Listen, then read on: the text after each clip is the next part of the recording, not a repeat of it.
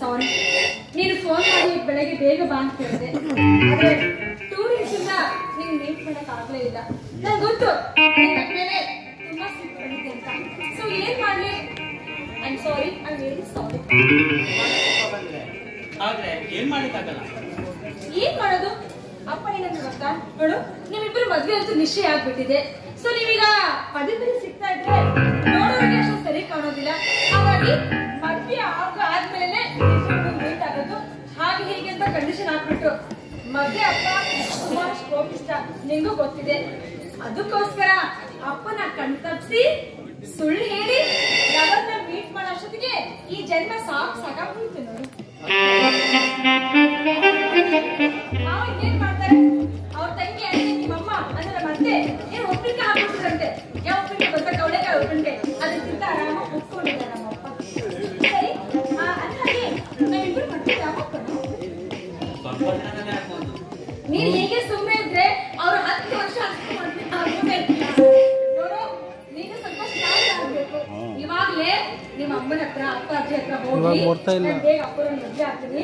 ಅವ್ರು ಬಿಟ್ಟಿಲಿಕ್ಕೆ 1 ನಿಮಿಷ ಕೂಡ ಆಗ್ತಾನೆ ಇಲ್ಲ. ಸರ್ವಸ್ವತಿ ಎಲ್ಲ ಹೇಳ್ಬೇಕು ಕಣ ನೀನು. ಏನೋ ಬಂದಿದ್ಯಾ ನೋಡಿದ್ಯಾ? ಟಾಪಿಕ್ ಮುಗಿಸ್ತಾ ಇದೀಯಾ ನೀನು. ಸರಿ, ನೀನಂತ ಹೇಳೋದಿಲ್ಲ, ನಾನೇ ಆದಷ್ಟು ಮಾತಾಡಿ ಮುಗಿಸ್ತೀನಿ. ಓಕೆನಾ? ಸೊ ಇದೇ ಸಂತೋಷ ಮಾಡ್ರಿ ಎಲ್ಲ ನೀನೇ ಮಾಡ್ಕೊಳ್ಳೋ.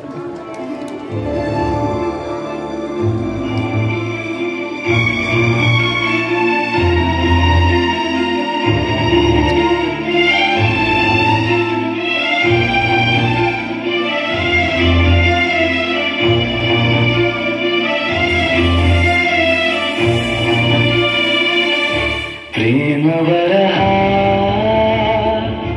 ಕೋಟಿ ತರಹ, ಪ್ರೇಮ ಬರಹ ಕೋಟಿ ತರಹ,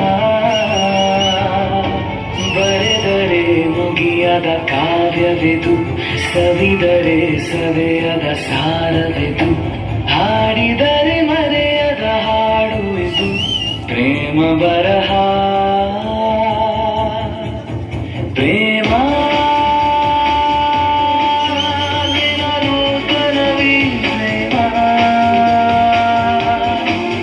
ಪ್ರತಿ ಜನ್ಮದಲ್ಲೂ ಪ್ರತಿ ನಿಮಿಷದಲ್ಲೂ ಜೊತೆಯಿರುವುದೇ ಪ್ರೇಮ, ಬೆಳಗುವುದೇ ಪ್ರೇಮ.